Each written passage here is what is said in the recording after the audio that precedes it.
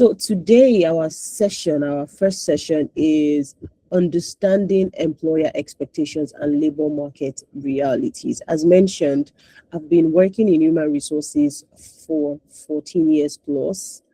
It's been a long time. I feel very old. So I've been working in human resources for 14 years and I have seen, I don't want to have seen it all, but honestly, I think I've seen it all. I've seen a lot. And one of the things that my experience has crystallized for me now in my life now is really taking a strategic look at the supply side and the demand side. I'll explain what I mean. The supply side is the schools that are generating our graduates, that are producing the graduates. That's the supply side. The demand side is the economy that needs these graduates to come and work. So that was taking the graduates on, the businesses that are taking the graduates on, the companies that are taking the graduates on. So the over time, I've seen that there's a gap. There's a serious gap between what is being produced and what is wanted. So say, for example, I go to a pure water factory. If you say I'm going to pure water factory, I want to go and buy pure water, or I want to go buy whatever. If I go to the factory where they are selling water, I want to get there and see already packaged water, really nice. Let me grab it, pay for it with my ATM and come home, correct? Fine. But then imagine you go to the pure water factory and you're seeing something else. I say oranges, mangoes. You're like, I don't understand. You guys put pure water here. What is happening? Why am I not getting what I want? The problem is a lot. One of it can be communication gap. One of it can be I don't even know what you want. One of it can be, oh, I know what you want, but I'm not able to produce it at the quality of what you want. So there's a gap. There are different issues, right? And one of the things, the past 5 years of my career has been really looking back and like, why are we not getting what we want? I have been in the supply side. I've been in school. I've been a student across about 2 continents-ish. Three continents actually, and I've schooled in different parts of the world. I'm like, okay, I've been in the supply side. Now the demand, I've been in the demand side as well. I've been working for 14 years. I've done over 1,000 interviews in my lifetime. And I'm wondering, there is a mismatch somewhere. So when this project came up, it felt really apt as to let us fix that gap that we have between the supply side and the demand side. And that's why I'm here, to help you understand what employers want so that you are positioned for greatness. You're positioned for, grabbing the opportunity and making very great use of it. So I'll just be talking about that. It is not a lecture. I'm not talking at you. Having a conversation with you. During the course of this session, we'll have a class exercise. And I would also like to hear, as I mentioned earlier, your questions. By the end of all the weeks that we're going to be in this program, I want you to have a personal brand. I want you to understand what the employers want. I want you to know the competencies you need. I want you to have a polished CV. I'm hoping that you have a clear strategy as to how you want to get the next job that you're looking for. This is a no judgment zone. You can share your personal experiences as much as you can. Personal stories are welcome. We don't judge. What's that thing they say? We listen, but we don't judge. So whatever it is, be free to just share your experience. But again, you want to learn as fast as possible. All right. So moving on to what we're talking about today, I'll be talking to you guys about the Nigerian graduate paradox. I'll be talking to you about what employers actually want. I will be sharing some statistics. In my life, statistics is critical. Data is very important. So I'll be sharing some statistics with you. The skills gap decoded, that gap I was talking about, the supply and the demand side, that gap, I'll talk about it a bit more. And the skills that we have found through research that employers actually want. And I'll also share some of my personal stories. We'll talk about the layers of labor market. I've realized that a lot of people focus on a particular layer. We have 3 layers of the labor market, especially in Nigeria. I'll be sharing some statistics about that and how it works. And then we'll have an exercise. And of course, we go on to action planning. Because again, from here, you're not here to listen to a lecture. It's about what are you going to do from here. So I want you to, if you don't have notes for this program, I want you to get a book, a journal, anything that you're going to dedicate for this, and just, write your notes, write your action plan.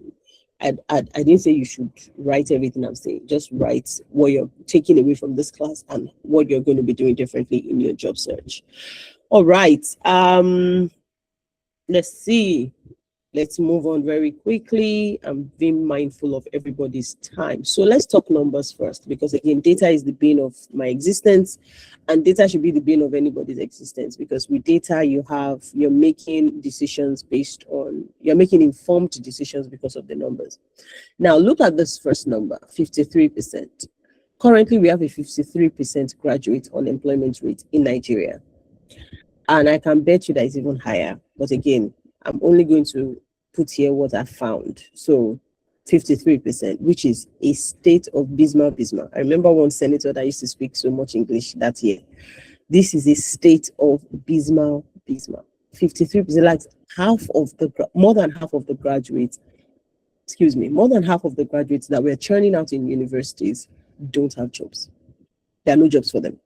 They've not been able to find. It's a problem. Now, 5 million plus graduates come out every year. We graduate at least 5 million people every year. Now, if 5 million every year comes out, 2.5 million of them, let's just say 2.7 million of them do not have jobs. That's year one. Year two comes, another 5 million comes out.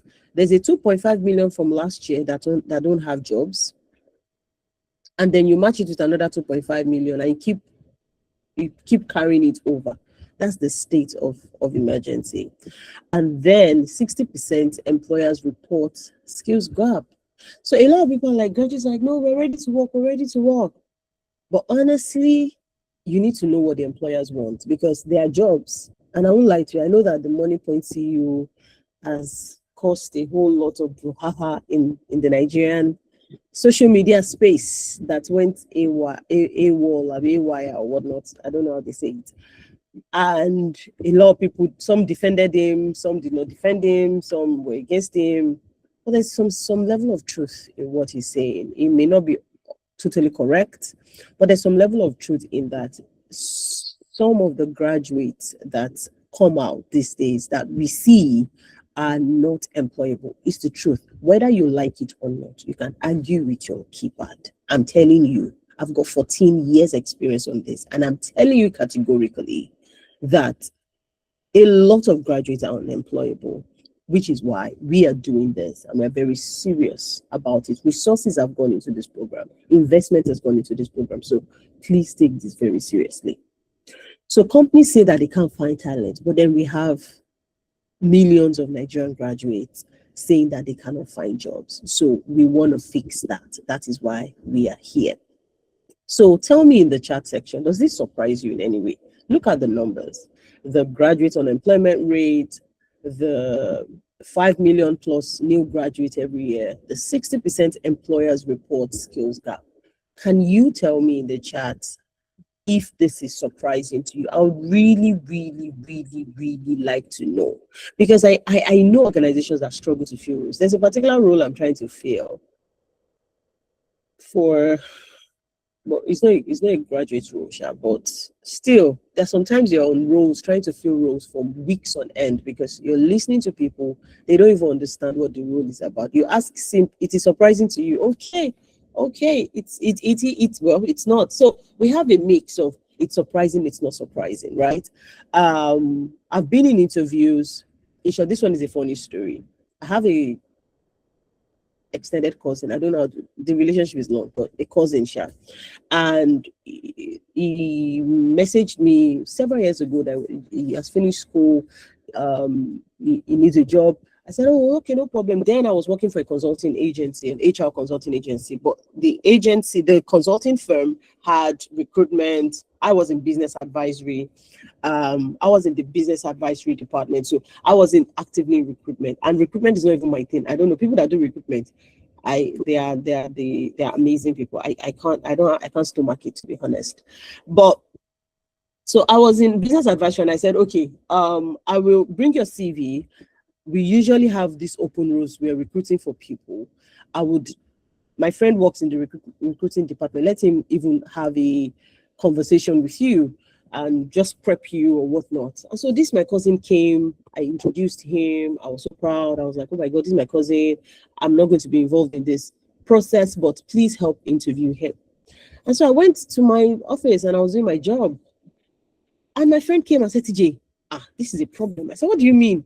So are you done with the interview? He said, TJ, I don't even want to say anything. I want you to come and interview your cousin. I said, no, that's conflict. I can't interview my cousin. He said, no, TJ, I just want you to interview your cousin and come back to me. So I entered the interview room, small cubicle. Hello, Mr. K. His name starts with K. Hello, Mr. K. How are you? And I said, I want to do this interview. You don't know me. I don't know you. I need you to respond to me. And he was like, okay, that's fine. And I asked him, good morning. Please, who is that? Please, can you mute yourself? Whoever that is. I'm not able to see. And I asked, good morning. He answered me. And I said, can you introduce yourself? We were at that question for 15 minutes. Yes. I was surprised. I was like, no. I said, no. I want you to take a deep breath and start again. Introduce yourself. Tell me about yourself. He struggled with introducing himself. He struggled with it for 15 minutes. I said, okay, we're going to stop this interview. I couldn't even talk to him about his skills, his competencies, whatnot.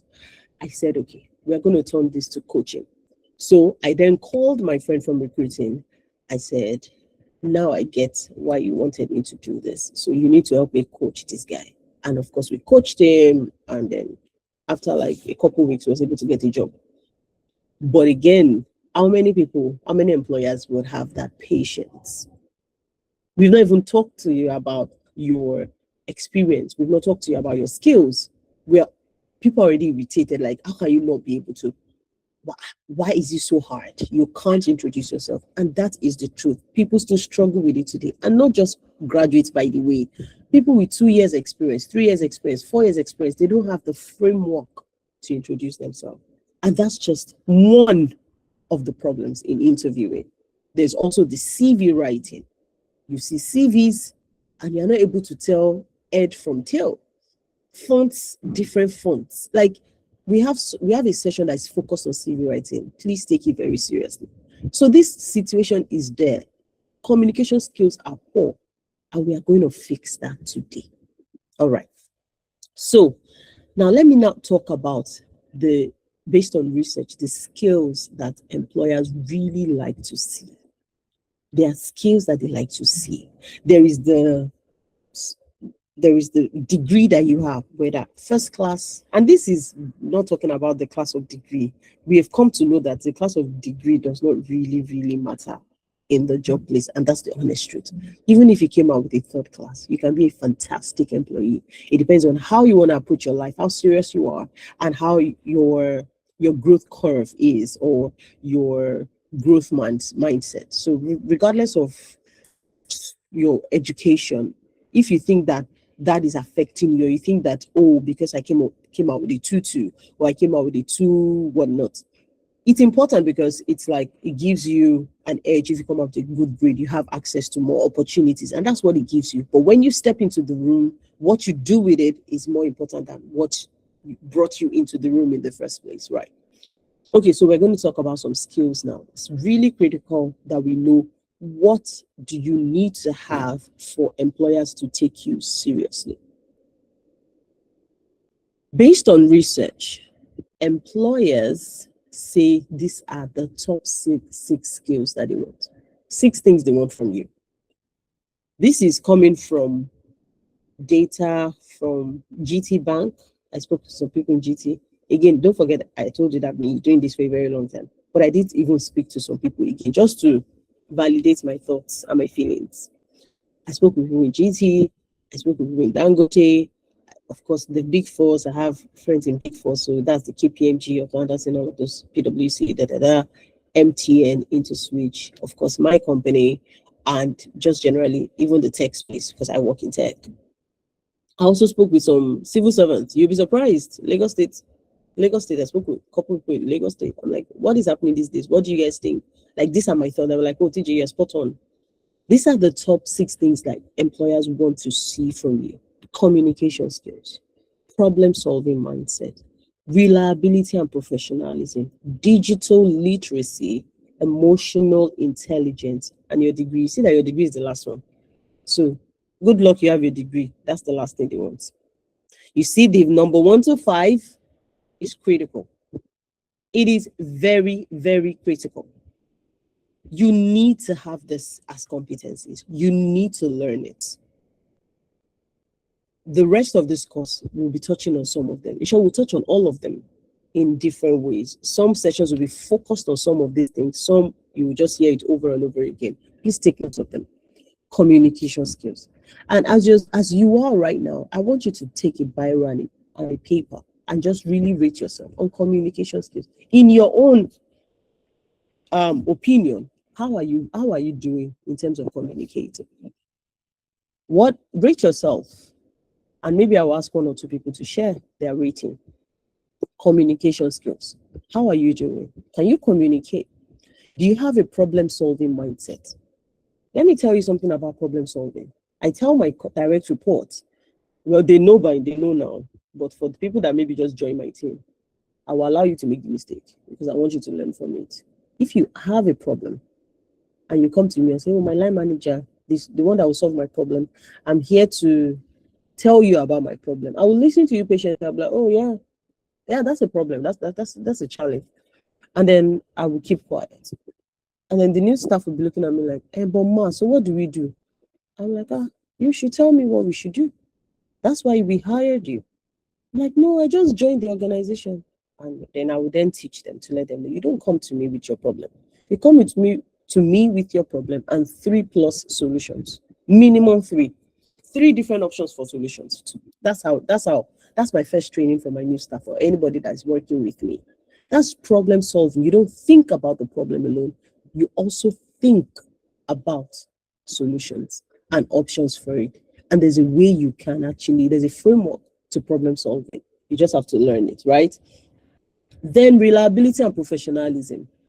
This is so critical in the workplace. We've had people come into the office, they're first-class graduates, they scored the highest in their assessment, but they're so unreliable, they come late, they are not punctual, they speak anyhow, they are not professional in their dressing, in their approach, in their speech, they are not professional, they have attitude issues, they are rude, but they are very smart. If you ask any employer, pick one, someone that doesn't know the job but has good attitude, someone that knows the job but has bad attitude, they will choose A. They will choose the person that does not know the job because the job can be taught. But they will never choose attitude issues because attitude issues, it's a big thing to culture. I manage culture in my office. Like, I will let you go in a second if you're going to dilute my culture because it took me time and investment to build it. And we have a lot of graduates who come to the workplace feeling like they're the best thing after sliced bread. But they are not professional. There is a way to be professional in the workplace. Employers need this. Digital literacy. Digital literacy. A lot of graduates, you'll be surprised to know, they don't know how to handle Google Suite. They don't know how to handle a Google Drive. They don't know how to upload files, how to download files. Some of them don't even know how to join meetings. All of these things are digital education. Microsoft Word, Microsoft Excel, basic Excel functions. You should be able to know that. Not serious coding. We're not asking you to come and code or do Power BI or VLOOKUP, even though those are not really tough things to do now. But the basic things, how to send an email.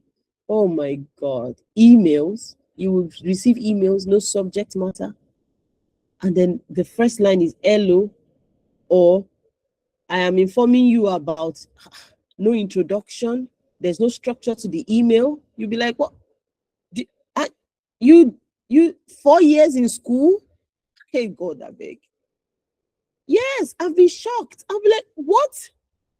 I remember then when I used to have time, I would print out the email and use red biro to underline.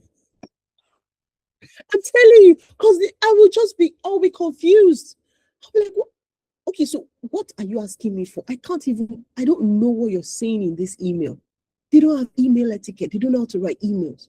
They just write it. This is to tell you that I want to go to, there is a language when you're emailing, when you're typing, there is a language of speaking. Some people will bring the speaking language or the speaking etiquette into emails. There are two different protocols. Very important to know. And then now we're in the world of AI. People don't know how to use AI very well. Just 3 weeks ago, I was having a conversation with a colleague, and she said their customer service person was responding to someone's email. Of course, went to ChatGPT, needed ChatGPT to review it, which is good. You should be using AI. But sent the message with that last line of ChatGPT. Do you want me to turn this to, that thing? I don't know. That thing that ChatGPT said. I wanted, in short, I was on the floor. I said, God, that big in 2026. This girl has 2 years experience. I was like, so what did you do? He said, TJ, let me now gist you guys what happened. The customer responded and said, wow, ChatGPT, ...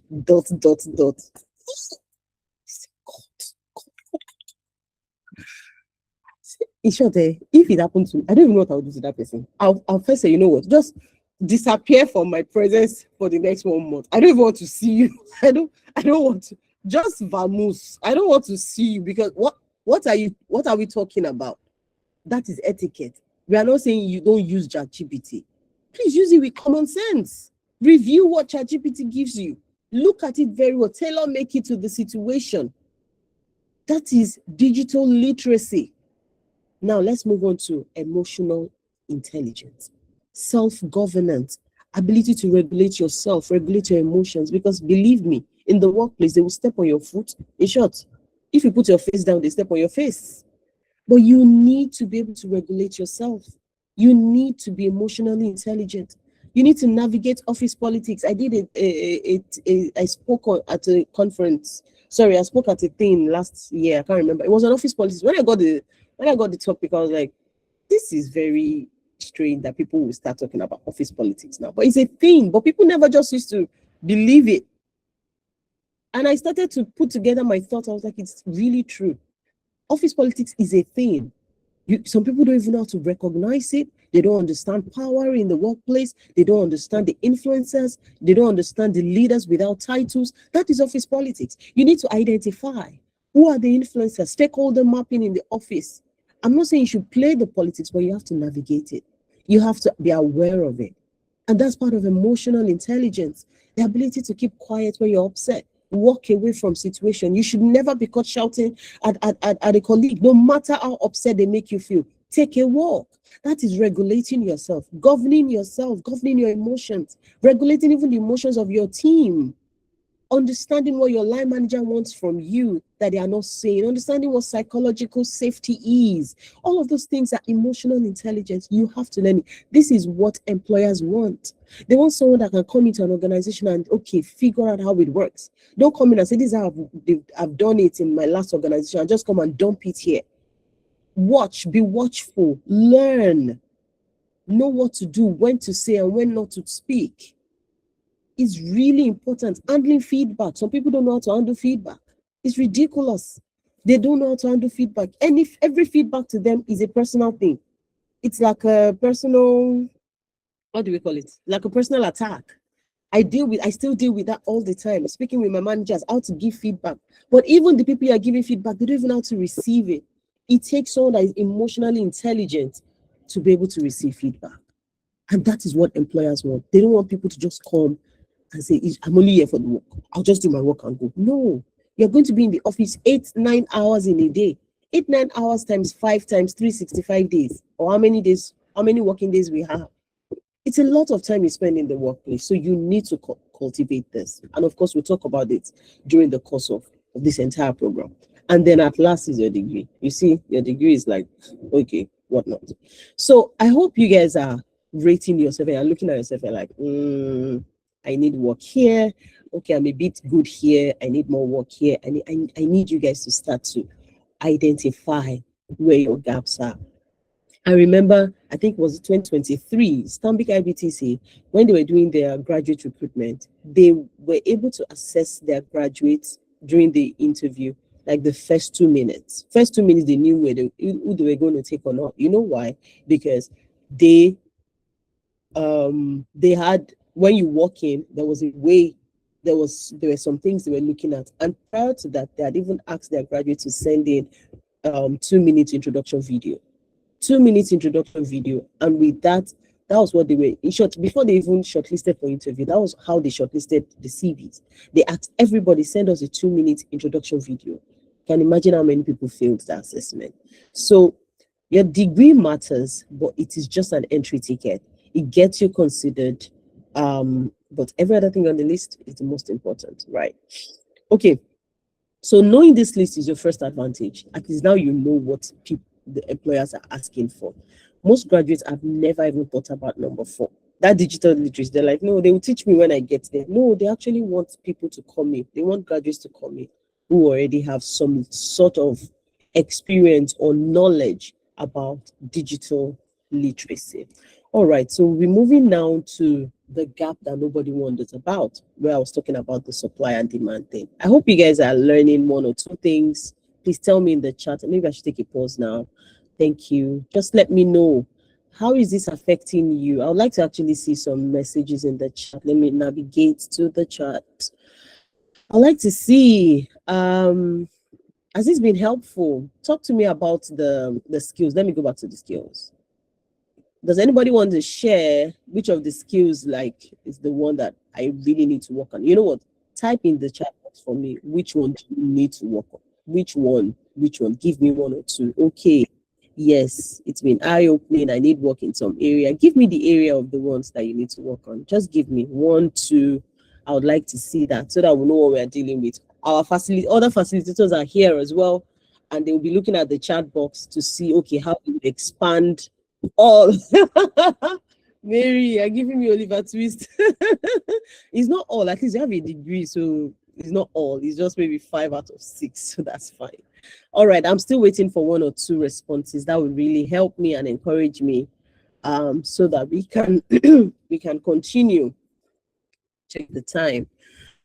Communication, digital, love it. Fidarsu, thank you. Communication skills, problem solving, LIFA, communication skills, digital literacy, Nisa, Vanessa, emotional intelligence, problem solving, mindset, digital literacy. Aisha, you're confident about communication, problem solving, and emotional intelligence. Great, well done. Fridaus, digital literacy, problem solving, happiness, digital literacy. Zainab, tell me about yourself, area. Don't worry, I'll give you a framework on this call. Digital literacy, and problem solving. Fantastic. So good. Thank you for obliging me and just giving me those. Thank you so much. All right, emotional intelligence. All right. Okay. So now let's move on very quickly. Now, this is the gap that nobody wonders about. What graduates assume is what is in the red box. So my first class degree speaks for itself. You see those first class people, they are just always proud. I don't know what's wrong with them, but it's okay. Some of us don't make first class, and we are still here. We move. The more certificates I list, the better. A lot of graduates think that they should just go on Udemy and just be doing courses, which is good though. I'm not saying it's not good, but you're like, you're just doing the courses, you're not doing the courses. However, when they interview you and say, tell me how you did this, what does this mean? You're unable to answer properly. That's where the problem is. Another assumption by graduates, employers want someone who knows everything. That's not true. Honestly, that is not true. I actually watch, I have a curated interview list of questions. I have it, I always ask it if I'm interested in. Because for me, I always know within the first maybe 5 minutes, whether I'm interested in you as a candidate, because from your introduction, maybe the first question, I already like, I'm giving you, I'm not really sure about this. But if I'm interested, then I'll bring out my curated interview list questions. And one of the things I ask is, what are your areas of improvement? And people usually just give me stuff like, I work too much. Very self-righteous people. I work too much. I like, be real, man. Again, you have to be wise about the area of improvement that you share, but still, be real. Don't tell me that you work too much. Who wants to work too much? And how is that an area of improvement? You know, I'm a workaholic. That thing just annoys me. Um, but sometimes it's good for you to say, I'm currently learning artificial intelligence. I've realized that the world is moving very fast.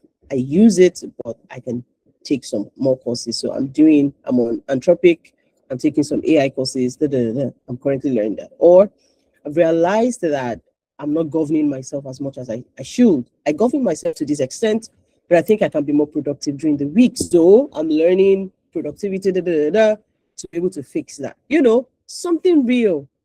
Not every You can't know everything, and you're a graduate. Anyways, what I was going to say, what do you know? But really, in the world of work, what do you know?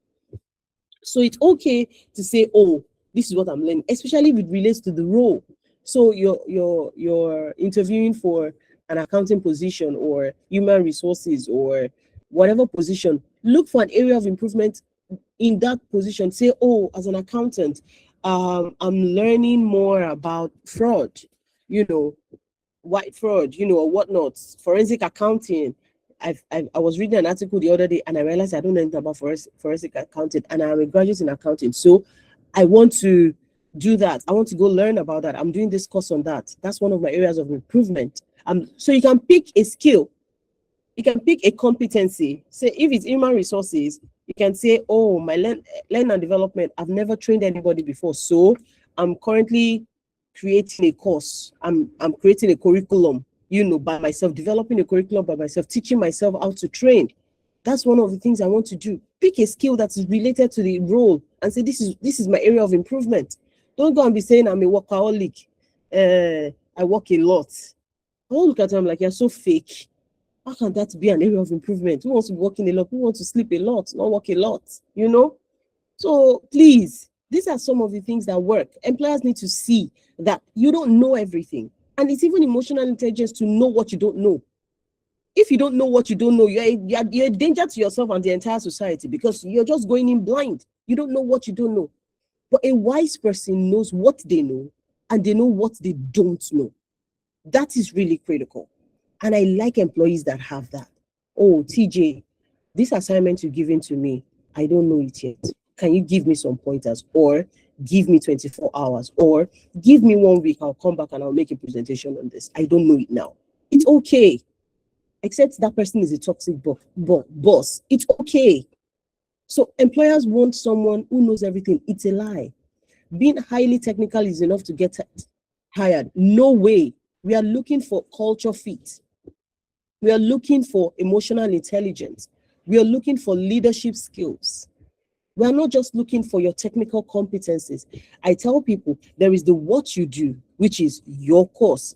I'm an accountant, I'm an engineer, I'm an architect. There is what you do, there is how you go about doing it. The how is what people are looking for. That's what employers want. Discussing salary is rude or presumptuous. No, no, it's okay for you to, you should have even done your research. How much does this role pay for attract in the industry? Again, don't forget, roles attract different salary brackets in different industry. Oil and gas, those ones, their money is like there. You should know. Don't go and sell yourself short. If you're coming to tech, you should have asked around. An accountant with 0 to 3 years experience in tech, what's their salary range? You get some highs, you get some lows. You peg yourself in the middle, depending on the industry. Also depending on the organization. In tech, there are different organizations. There's the pay stacks and the flutter waves. There's the money point. Then you then come to the people that have raised some good millions of naira, and then you come to those that are literally bootstrapping and are just starting afresh, just 4 people. You then go there, you say you have 0 to 1 year experience, you want to be collecting 500,000. If they don't pay you 500,000, they should not call you. Of course, they will not call you because even the CEO is not collecting 500K. But you've gone to interview, you did so well, they got a salary, you told them it's 1 million you want to get. They will not call you. So you need to do your research. Discussing salary is not rude, but you need to know, you need to know what is the going rate in the market for the industry, for the organization. So that's why you need to prepare for these things. So what employers actually value, they value attitude, communication, and relevant skills first. More than anything, any job can be taught. My husband graduated as a microbiologist. As we speak now, my husband is a CFO, ACCA certified, and an investment banker. Can you see that job can be taught? His first job was an accounting job in PwC. PwC, microbiologist, Unilag. High 2-1, 4 points. He was almost a first class graduate. He's one of those serious people. We were not serious. Maybe like, those 4.45, those all those CGPA that you're like, God, I should have just stayed at 3.5 and not be chilling in my life. Like, well, let's just do 3.9 and let's know that we are coming out with 2-1. Not the one that we are almost at 4.4, 4.4 something. You see all these people that like books. But he came out a microbiologist. That's why he studied microbiology. His first job was in PwC. He was put in the audit room. Audit, core financial control. Any job can be taught. But you see, attitude, communication, relevant skills, if you don't have it, you don't have it. It can also be taught, but it's dependent on you and not on the employer. A focused application tailored to the specific role. I see a lot of people making these mistakes. You have just one CV, you send it to all the jobs that you're applying for.